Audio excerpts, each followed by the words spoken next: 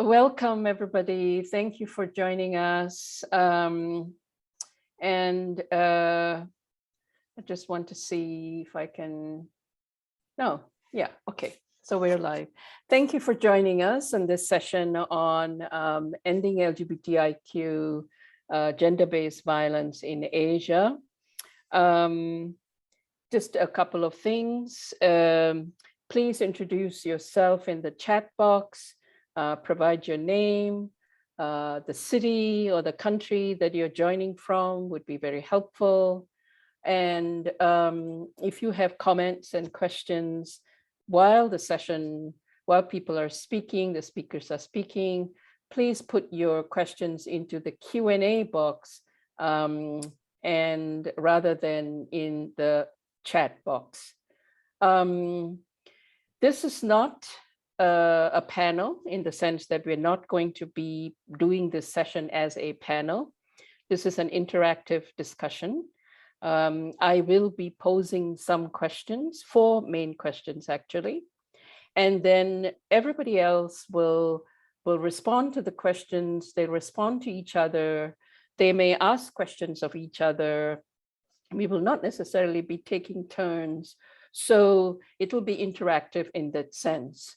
And I wanted to lay that out so that it doesn't appear confusing for people.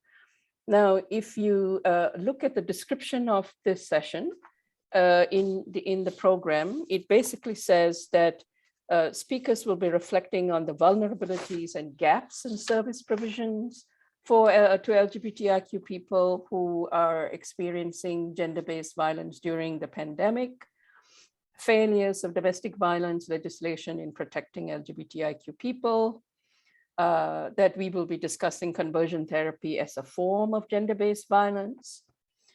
We will be talking about regional efforts to address LGBTIQ mental health overall, and that we will consider implications of legal interventions in tackling violence against LGBTIQ people.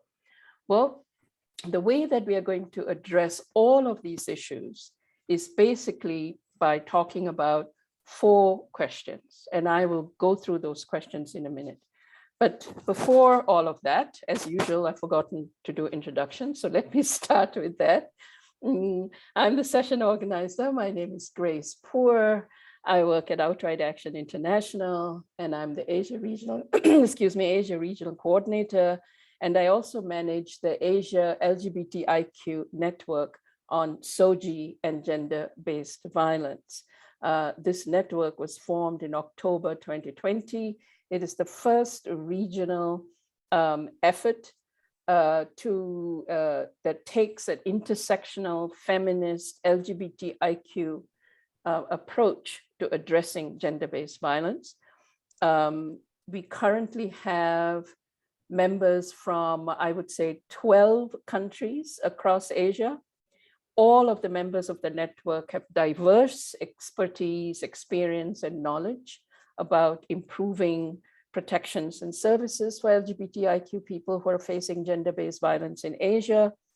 All of the members of that all of the speakers here in this session are members of the network. So we actually have the benefit of their expertise in the network, but also their expertise here this morning, Asia time tonight, Eastern time. So let's go ahead and begin introducing people. Benny Prawira works on suicide prevention in LGBTIQ communities in Indonesia and speaks about unethical efforts to force LGBTIQ people to change their sexual orientation and chosen gender. Now you can see a longer bio for Benny. If you scroll down below your video feed, the longer bios are there for everybody on FeedLoop. Clara Rita Padilla is a founder and executive director of Engender Rights. She's been a lawyer for over 27 years, defending women's and LGBTI persons' rights in the Philippines. Jean Chong is co-founder of Sayoni, a queer women's organization in Singapore, and she's also the co-founder of the Southeast Asia Feminist LBQ Women's Network. Natasha Ediri Surya hope I got that correct, is program coordinator at the LGBTIQ-focused Community Welfare and Development Fund and co-founder of Women and Trans Initiative in Sri Lanka. And finally, Rituparna Bora is co-director of Nazariya, a queer feminist resource group in Delhi, India, and she does peer counseling, curriculum development, and trainings to make queer lives visible. So I'll start off by sharing a definition that we are going to be using as a reference for this session. And you will see it in your chat box. And I'm going to read out this definition of gender-based violence. Gender-based violence is rooted in patriarchal beliefs, practices, actions, and systems of power based on gender inequality. It involves physical, psychological, mental, emotional, and sexual harms perpetrated against individuals or groups, causing long-term harms. This violence occurs in public and private life. LGBTIQ people are vulnerable for gender-based violence because they defy patriarchal norms on masculinity, femininity, sexuality, gender identity, gender expression. While the impacts of gender-based violence on LGBTIQ people can be mitigated by those of us who have privilege related to, for example, being a cisgender man, or being a member of a dominant race or ethnicity or class or caste or religion, also age, also able-bodied elitism. At the same time, the opportunities for gender-based violence for LGBTIQ people increases dramatically because of other vulnerabilities related to our identities due to racism, classism, poverty, casteism, religion, ageism, able-bodied elitism, and all other kinds of systemic discrimination and exclusion. So in a sense, why are we focusing on this issue? Why is this issue so prevalent and so relevant for LGBTIQ groups and movements and communities and activists in Asia? It's this definition that basically says why we need to take this seriously and why we need to work on this consistently. Long before COVID, the COVID pandemic, gender-based violence against LGBTIQ people was already happening, right? It was widespread. What COVID has done is basically intensified the violence. It has exacerbated inequalities and limited options for escape for people who are facing this kind of violence. Despite the prevalence and widespread nature of this violence, it is still underreported. It therefore still tends to be not as visible, and therefore that becomes a problem in the work that activists are doing. So in the 35 to 40 minutes or so that we have for discussion at this session, we will look at 4 questions, and these are the 4 questions. The first question is family violence against LGBTIQ people. What are the connections between family violence, gender-based violence, and family values? The second question is the strengths and challenges. That was a question, but the topic of discussion is the strengths and challenges of using a rights framework to fight gender-based violence. The third topic would be family acceptance of LGBTI people as entry point for ending gender-based violence. And the fourth would be how to stay resilient, the mental health, the wellness, the resilience of activism to end gender-based violence. So these are the 4 things that we're going to be talking about. After our discussion, we will have time for questions and comments. So let's start with the first topic. Now, why are we talking about family violence when this issue of the session is gender-based violence? Because research done in many Asian countries shows that the predominant source of violence against LGBTI people is the family. As one activist has said, no matter what laws get changed, whether you repeal a bad law, whether you introduce a new law, whether you amend laws so that they bring positive results to LGBTI people, no matter what the law, what changes are made in the law, we cannot get away from families. There's no question that family plays a central role in policing and enforcing sexuality and gender norms in Asia. Advocates and activists working on gender-based violence say that a key contributing factor for family violence against LGBTI people is the interconnection of family values and gender-based violence, right? Families use all kinds of tactics, coercion, abuse, to control, change, force LGBTI people to change. And the justification given for these practices often is, it's in the best interest of the family. It's in the name of culture and religion. So my question to all of you is this. As activists who are working on issues of gender-based violence, could you please share your thoughts on the family values narrative that is interconnected with gender-based violence? And what would a reconstructed narrative of family values look like? Who wants to jump in first? Go ahead. Okay, so yeah, thank you, Grace. So I'll deliver the example from Indonesia, of course, since this is where I live and I can see and observe what happened in here. So within the Indonesian society itself, the narratives such as family harmony and filial piety have been used as justification by parents to do the corrective practices and discipline their queer kids' body, their own children body into discipline.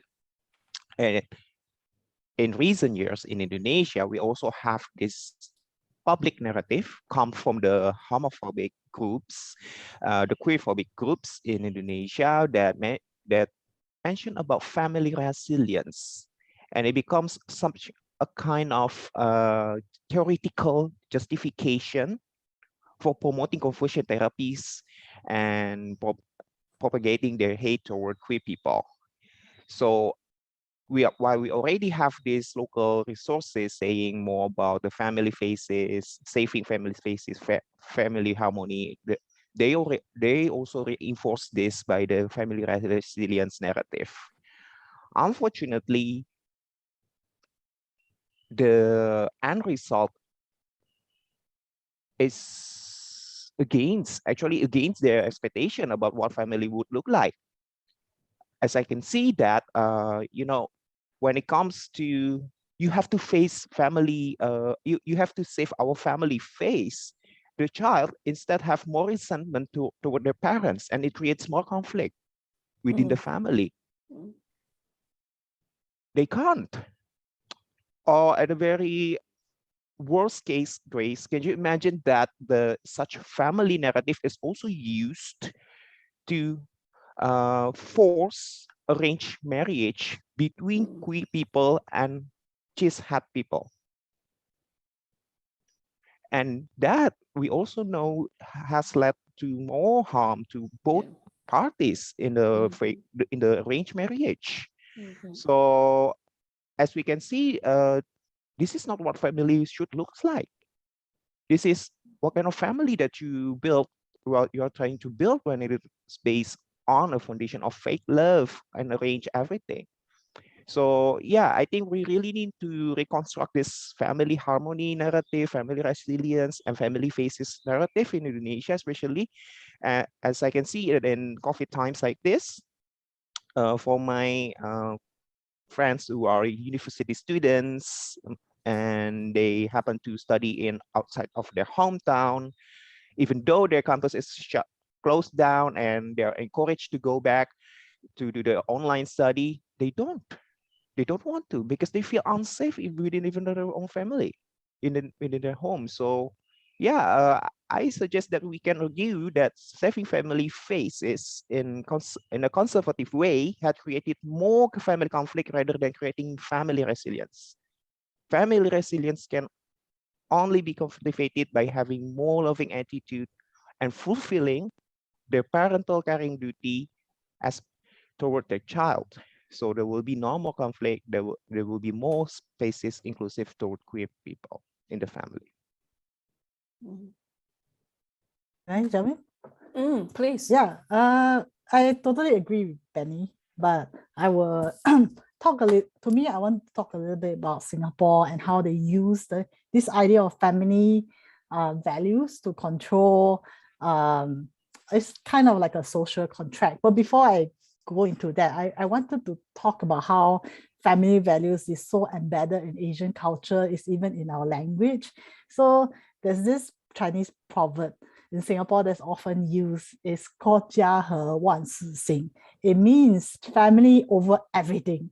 If the family is divided, nothing in their lives will be successful. And then if you look at the broader language usage of the country, we use the words 国家. It literally means state family. So, in terms of our language, it's so embedded in our culture. This is something that I think a lot of people who are outside of any Singapore or Asian culture, they find it hard to wrap their head around. But at least in Singapore, the family values narrative is often presented as family harmony. All different names are given, but the central ideal is about keeping peace. So, all the in like to create harmony. So, but this narrative is often patriarchal, which is promoted by an authoritarian state where they are the father of the country and they govern the country, and the community govern go on down to govern the family, and the family govern each other. So we could see how this family harmony narrative often punishes LGBT persons that go against the trend of a heterosexist society, right? Because firstly, we're single, we are sexual minorities, we don't go again, we don't go in that direction of what conformity of a family looks like. So I think very often this is the intersection where family violence or happens. So the positive narrative, I think very often we hear from the West, the people often talk about coming out, but I think based on the culture, I think the idea of coming out to come home has a lot more resonance as to Asians especially. So that's my 2-minute pitch. Okay. Anyone else want to tackle this? Yes. Hi. Thank you so much, Jean and Benny, for speaking about the Asian context. And it's true for even in our context, and I'm speaking from the Indian context, and India is huge, to be honest, and there are so many cultures, but the notion of family honor, it's not just not just harmony, but honor is very, very important. People, individuals who fall in love outside of their caste, outside of their religion, are killed, are murdered by the families. They don't care. Collective rape is there. There's so many things that happen, and also in the COVID narrative, we've heard about how families have been violating, individuals who belong to LGBTQI identities, because individuals are stuck with families. But now what I'm going to talk about is the work that we as Nazariya do, because there are laws of land which are not just on LGBTQI issues. These are laws on violence, these are laws on domestic violence, these are laws on privacy. So what happens when the law contradicts this family honor narrative?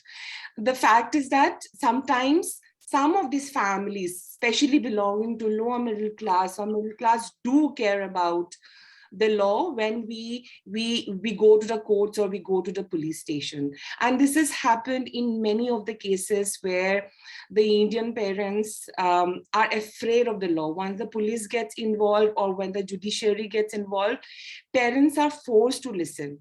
Having said that, I would want to actually accept what Jean and Benny has to say, that the LGBTQI people in our country are also very much, you know, connected to the family, like coming home, coming out to the family, or coming home, coming back to the family is very, very important. But because of this, because of the kind of violence that family metes out to these individuals, they have no other way but to go to the court, or but to go to state level courts. So when I'm talking about here, I'm not talking about the apex court or the Supreme Court here. In India, we have many state level, district level courts, which are now issuing protection orders for same-sex couples or same-gender couples who are leaving their family homes on their own, or for instance, who are being harassed by parents. So they are now going to the courts and saying that we want protection from the family. Or for instance, a trans person, you are being violated by the family. They are feeling very empowered to come out and say that this family is being violent to us. Please help us in getting protection orders from the courts. In some of the courts like Delhi, some in Kerala, some in Madras, we have, and in smaller states also like Uttarakhand and Orissa, we are getting protection orders for couples or for such individuals against family pressure and family violence. I would say that it has been a little easier. And I'm not saying that it's absolutely easier, but it has been a little easier after the reading down of Section 377. But there are many caveats that needs to be discussed here, which we'll discuss later on. But for me, for our organization, we have been using the families, and sorry, we have been using the police, we have been using the judiciary to scare the family away. This is what I can talk about. Thank you. So that's so interesting, Ritu, because, you know, courts are not a friend to LGBTIQ people in Asia. They tend to, of course, India, of course, you know, it was the court that changed the lives of LGBT people because of the way that the law now perceives and addresses consensual same-sex. But so are you saying that in India, it is the courts that are changing the narrative of family values? That is so ironic in a way. Yeah, it is ironic because it's also true that first of all, see, we have a same-sex marriage petition which is lying in the Supreme Court, in the High Court of Delhi, which we are like, let it be there. But apart from a marriage law, what else do we need? We need protection, we need safety from the kind of violence that families met out to these LGBTQI people. So there have been many state level judgments, which I'm not going to talk about many judgments, but I'm going to talk about one recent judgment that we recently got this year from the Madras High Court. Madras High Court is basically a high court in Chennai, which is a South India state. And in this High Court judgment is epic, because this High Court judgment actually affirmed that natal families become the seat of violence against LGBTQI plus children, often leaving them no choice but to flee such an environment in search for safety. This is the court saying. The court therefore gives directives to the Minister of Social Justice and Empowerment to provide sensitization program to parents of LGBTQI plus members in understanding and accepting children of diverse gender expression, sexual orientation, gender identities, and presentation. The ministry is also directed to provide peer support for parents of members belonging to the LGBTQI plus community through support groups. This quote actually said that, yeah, this is great, really great. This quote actually said that the National Medical Commission, and this is about conversion therapy, which is very much linked to family violence. So this quote says that National Medical Commission, the Indian Psychiatric Society, Rehabilitation Council of India is responsible for arranging sensitization programs for professionals working on mental health to take, and they have asked, they have been asked to take action against the course, against the concerned professional involving themselves in any form or method of conversion therapy, including withdrawal of license to practice. This is how strong the judgment of a state level judgment is. Now, and this is not a Supreme Court, but this is the court of Tamil Nadu in Chennai, right? In southern India, right? Yeah. So based on this, we can now write right to information petitions to various ministries saying that what all has been happening regarding this. This is what we can do and say that this is this directive of a state. So this is how we rely on judgments. Right. I mean, I think the tendency is that, when we do our advocacy, we want the government, we want the Supreme Court, we want Parliament, we want Congress to make the changes. But here you have a state level court that has made such a remarkable, pretty mind-shattering for Asia, for India, given how strong families play a role. There is a similar situation in the Philippines, right? Claire? Yes, I just want to add, Grace and Ritu, that in the Philippines, what we have done together with the activists, the advocates, and our partners in the local government unit is that we have been successful in passing city ordinances. And these are ordinances prohibiting discrimination against LGBTI people and also providing for affirmative release, for example. And I'd like to add that what we have done is that, for example, together with Outright Action International, our organization and Gender Rights, we have been training local government service providers, what we call the community officials or the barangay officials, and even the police, where we train them on LGBTI rights. We train them on the laws, the ordinances, and even the available national laws based on old laws, because we have not been successful with passing the national anti-discrimination law. And given the trainings that we have been doing for the past years, now we are seeing local government officials who are more responsive compared to before in terms of addressing the needs of LGBTI survivors of family violence. And one particular case that I remember is the case of a young transgender girl who was continuously beaten up by the father. And this time, due to our trainings, the local government official intervened properly and effectively. And this time, the father was brought to the local government officials.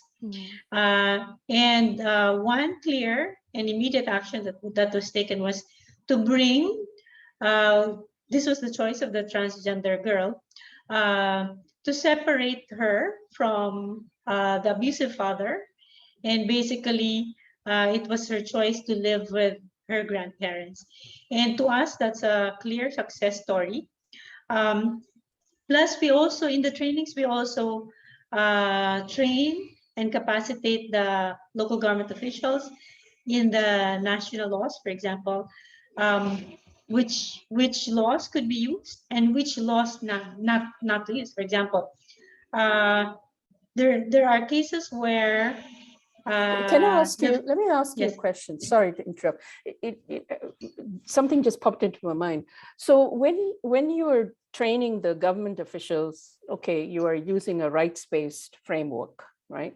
LGBT rights, LGBT people have the right to live without violence. They have the right to non-discriminatory services, et cetera, et cetera. But when you're training service providers,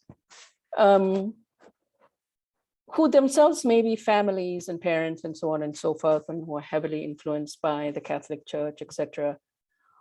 Do you use the rights-based framework, or do you use some other framework to address? Well, in our case, we really use the rights-based framework, and we talk about transforming instead of we dispel all kinds of discrimination against LGBTI people, and we want, of course, the families to subscribe to a rights-based approach, basically to recognize the rights of LGBTI people.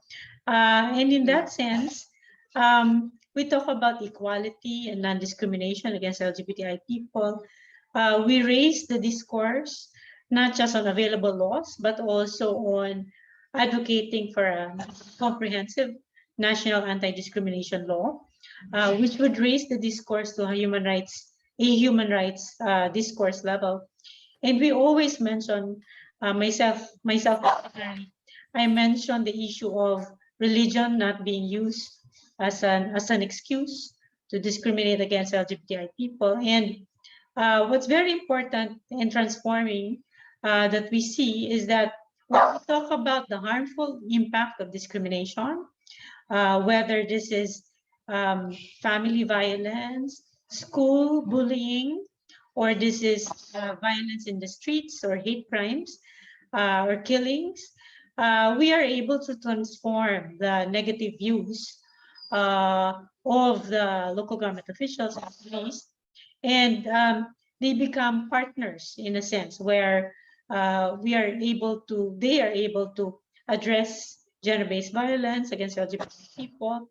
And even as parents, a lot of them actually joined our trainings because they have children who may be kids or adults even who are LGBTI people. And through the trainings and the constant discussions and the self-assessment of what they have been, how they have been discriminating their families in the past, they change their behavior and their negative attitudes, and they become strong advocates on LGBTI people's rights. So basically you're saying that the people you train are not only being trained to become, better service providers or advocates for LGBT people out there, but that they're actually sort of absorbing what you're training and taking it home and seeing how they're treating LGBT people in their own lives.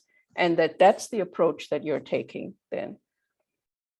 Yes, definitely. So the transformation is on an individual, on a co-worker basis, on a service provider basis, and a community basis, and a national basis in terms of advocacy. How do other people feel about this rights-based approach to doing this work, particularly around gender-based violence and family violence, for example? Well, in our case, to us, can we ask? Let's see if somebody else wants to jump in. Yeah. I can say something, but I feel bad because Natasha hasn't spoken. So. Oh yeah, Natasha. Okay, yeah. Let's see what you have to say, and then I'm sure Natasha will come in. Oh, okay. Well, I mean, we have this discussion before. I think, but firstly, the caveat is, I think, is heavily contextual. In Singapore, if I use a rights-based language, all the laws will slam in my face. And very often the narrative, even amongst the public, is, can you eat human rights? Can you give me food on the table of human rights? On the other hand, I think the government often see human rights as individualism and very disruptive against harmony and peace. It's not something that they like to talk about. It's not the kind of frameworks they like to talk about.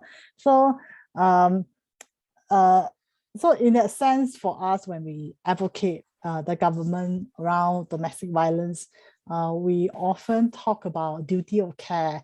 I'm not saying we don't believe in human rights, but we talk about human rights in a different way, or we deconstruct them and break them out into little pieces that is digestible for the government to do. I mean, the reality is that a lot of our governments are authoritarian governments, and then but LGBT people need urgent protection. So there's this chicken and egg struggle that we need to think about. Some of the things that we advocate for when we talk about duty of care is something that they can get on board. When we are advocating for them about the policy recommendations, the very first thing we ask for is a clear position about LGBT people name should be a protected class. The second thing that we advocate for in policy change is around using gender neutral language so that everybody can be protected. And the third thing that was very specific to us is I didn't ask to train police officers, we asked to train social workers, because we believe that firstly, when LGBT look for help, when domestic violence happens, they're not going to go to the police. That's not their first sight of help. So it's actually to social workers, and we want them to be sensitized. So briefly, this is my position. Okay. Yeah, so we have about 10 more minutes before we need to wrap this part up. But Natasha, when you and I were preparing for this session, you had some very strong and very different points of view, actually. Would you like to share them? Like when we talk about family values, I think Benny and Ritu, they both sort of highlighted the part that it's not just LGBTIQ people suffers because of family values, and I also have the same view, because in Sri Lanka I have seen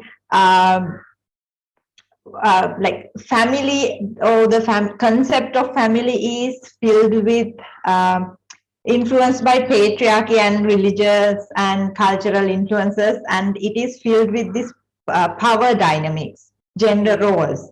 And I have seen when it comes to same-sex relationships, those concepts piggyback inside into the same sex relationship. So there's like, not always, but most of the time they tend to sort of role play, like two men, it could be two men, it could be two women, but they sort of have this power dynamic inside them, and that is what creates sort of gender-based violence or the intimate part violences inside the same-sex relationship. I have seen it a lot, especially in lesbian relationships. That is something I was very much shocked to see, because even just like in a heterosexual relationship, there are power dynamics, and the one with more power sort of try to dominate the other partner. And I believe that's the idea, the family value idea, that's what it has done to us. Like, even not in a heteronormative relationship, we bring that into, we tend to do that, I think, subconsciously as well. And the other part, rights part, I think, I believe, yes, it is very much important to talk about rights. But again, I have friends who were threatened to divorce because they are not getting pregnant, because they cannot conceive. I'm just trying to sort of highlight that, and that is also like a family value. So we don't have rights, or like we don't have laws for that. That is something very human, very, like, people need to understand a woman is not an incubator.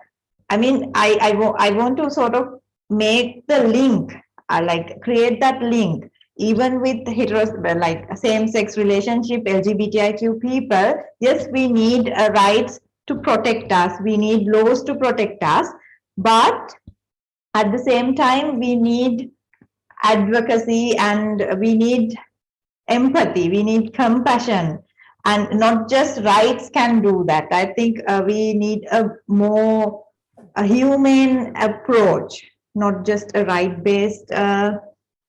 That's my, at least my, in Sri Lankan context, that's what I have realized. And also rights, like we don't have rights in Sri Lanka for LGBTIQ people, but there are a lot of high class LGBTIQ people. They don't get dragged into police stations. Right. I mean, they Right. live And so their that's lives. what the whole, yes, of privilege and being able to, yes, right.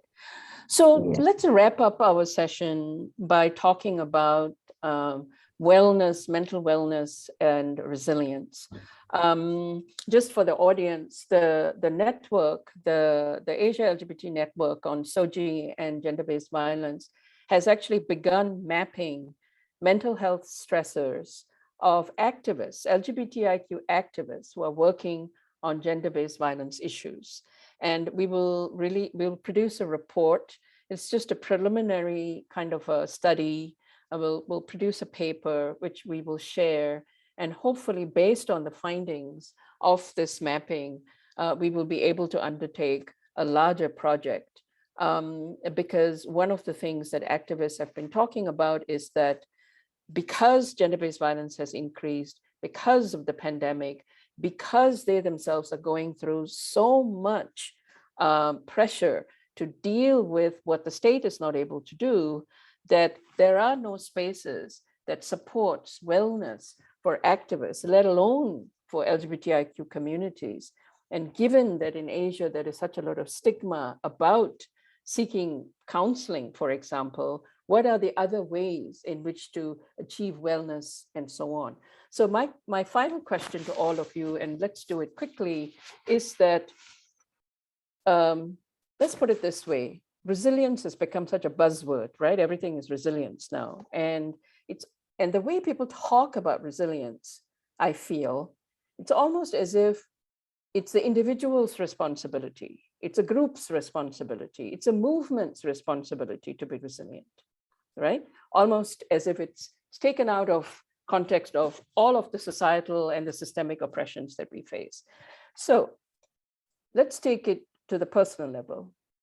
If resilience could mean not being drained by our incapacity to meet goals, okay?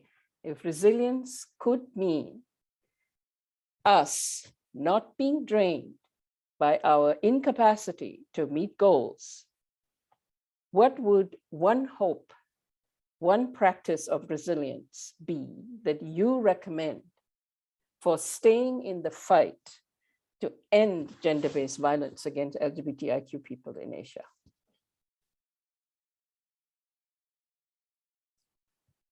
Benny, go ahead.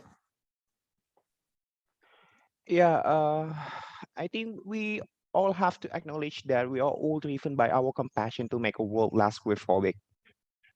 However, we cannot constantly sacrifice ourselves, pushing ourselves to the limit for the sake of others. And it has been a very embedded in our activism culture. Unfortunately, I have to say that. So if our compassion never includes ourselves, it will never be complete. It will also fail us. It will make us have to push everything every time with all of even beyond our limit, and they will drain us easily. And that will not make us an ineffective activist, for I believe, because we have to acknowledge that regardless of our best effort, there will always be another suffering, another oppression that we have to tackle for another day. That's why we have to save our energy. We have to be more compassionate to ourselves, and we have to make sure that this is embedded within our organizational culture. There is no personal liberation without communal liberation. So therefore, there is no personal healing without collective healing, without collective compassion.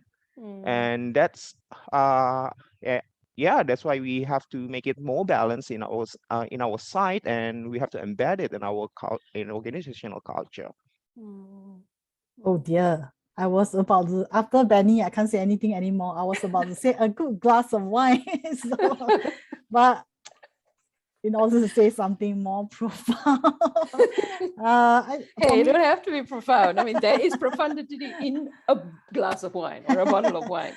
Well, I mean, for me, I think being in the company of fellow activists, working on GBV, like having the Asia GBV network, I think it really helps, because I think working on GBV is such a, you really need experience and a lot of in-depth knowledge. And even though we tackle GBV differently in our context, or we disagree, but I think it really helps to lift the spirits and being able to talk to each other, or maybe fight once in a while. Yeah. So that's true. Okay. Yes, Claire, yes. After Benny and after Jean. Okay. Yes. You're going to recommend pie, right? Yeah, you're going to recommend pie. Some more together with some wine. Well, to me also, I always find enjoyment and purpose in doing my work. But we should all be mindful of our wellness, physical, mental wellness, and well-being. And just like what Jean said, it's very important to be with, to me, I usually call them kindred spirits.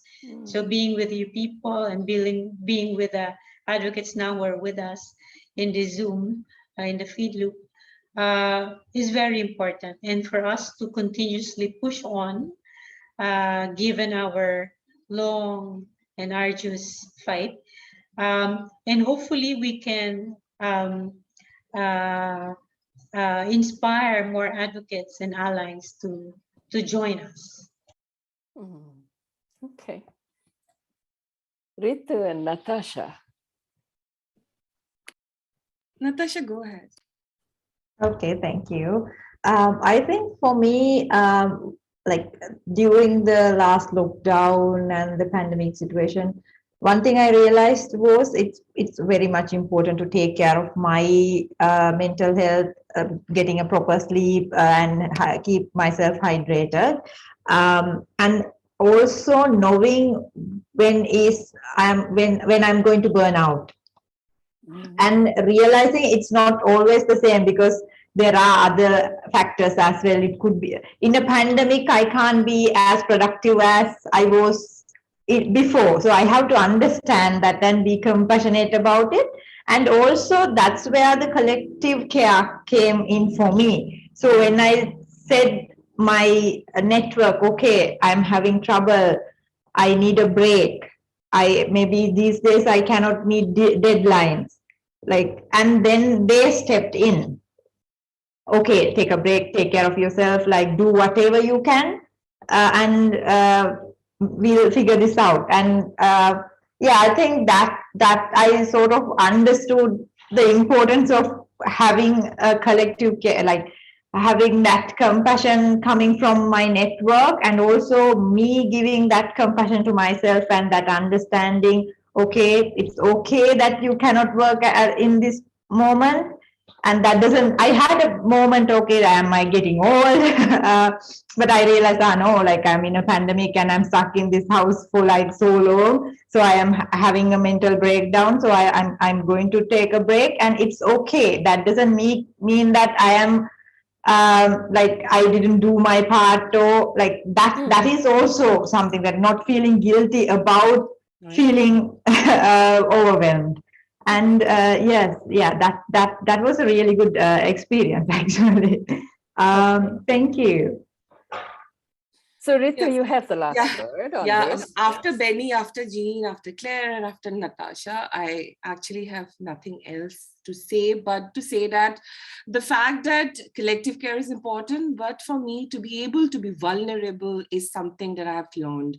That our movements do not allow us to be vulnerable. Our movements do not allow us to make mistakes. Our movement is so has become such radioactive that you have to be perfect all the time. So the strong queer, the good queer will always get the benefit, will always get all the love and care. But when you fail, when you make mistakes, when you are vulnerable, you wouldn't get such love and care. For me, this understanding was very, very important in my resilience and my work on gender-based violence, specifically because in work of gender-based violence, we falter, we make mistakes, we go back to the same thing again and again. But this has given me resilience, saying that, and of course, all of you agreeing to disagree. I think this is what Jean has absolutely told us. This is what we bring. Yeah. Thank you. So I think we would go to questions and comments now. But thank you. I want to just take this opportunity to thank all of you. It's wonderful to be in this Asia network with you, and I look forward to what we are going to be doing next year. There are several interesting things that you all are already proposing, and I'm really looking forward to that. Let's see, what do we have?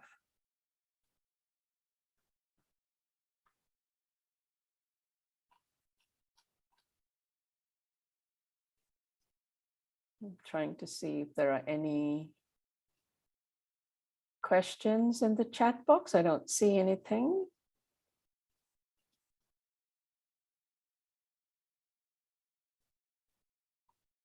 Okay, so there are no questions. So do you have questions for each other? Yes, can I? Sure. Want, because Jean and Benny works from a different perspective that we work in, and I really want them to talk a little bit of the work on family narratives and the family harmony that they talk about. And it's very important in our network just to not focus on a Western notion of human rights, but how they bring in notions of care and family in their work, if they could. Yeah, thank you, Ritu. So yeah, basically it's all about wrapping up and packaging the rights-based framework within our culturally relevant culturally relevant messaging. So yeah, for example, for family issues, yeah, we know that here in Indonesia, for example, when it comes to rights, for example, then the conservative group will say, oh, I also have these religious rights to believe in my religion. So I have the rights to hate you. For example, even blatantly say that I have the rights to disbelieve you and hate you, blah, blah, blah, blah, blah. So instead of using that rights or bodily autonomy or things like you know, I try to have more say on what's the impact for the family if these individual rights are not fulfilled and protected. So put them into the perspective of their own, something they think as precious as well. So but the thing is that, but you know, in Asia, there is such growing authoritarianism at the state level, at the family level, at the corporate level, at every possible level. I mean, it's just this whole mindset now, right? And when we talk about the rights of LGBTIQ people throw back at us that your rights infringe my rights. Your rights infringe family harmony, social harmony. Your rights, you know, infringe my religious rights. How then do we break out of the stalemate? Is there a different way for us to approach? I remember talking not too long ago, before the pandemic, to a group of social workers, service providers, as well as the LGBTI activists, and they said that Asia needs a region-wide campaign to promote family acceptance. That if we can have family acceptance for same-sex love and for gender diversity, it doesn't matter what the laws say, it doesn't what the religion says, it doesn't matter what the state says. Family is so powerful that it can override everything else. And we need a campaign to promote family acceptance. We don't do that, right? We don't really work at that level. We work on several other fronts, but we don't really work at that. Why is that? We have 5 more minutes, we're told. I think that's a very critical question for us, activists themselves, right? As activists ourselves, why don't we go deeper within our local culture, trying to look for resources regarding what family harmony should look like for queer people, for being more affirmative toward them. And it has been there, for example, within Indonesian culture, we also have these gender diverse identities that goes beyond even LGBT identity that has been imposed by Western culture. So yeah, I think we really need to reconstruct it into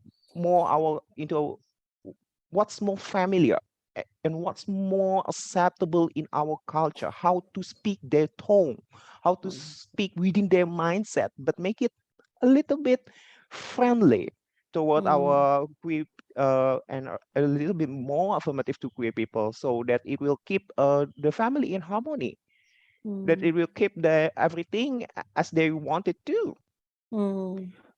That's what we have over in the table, I think.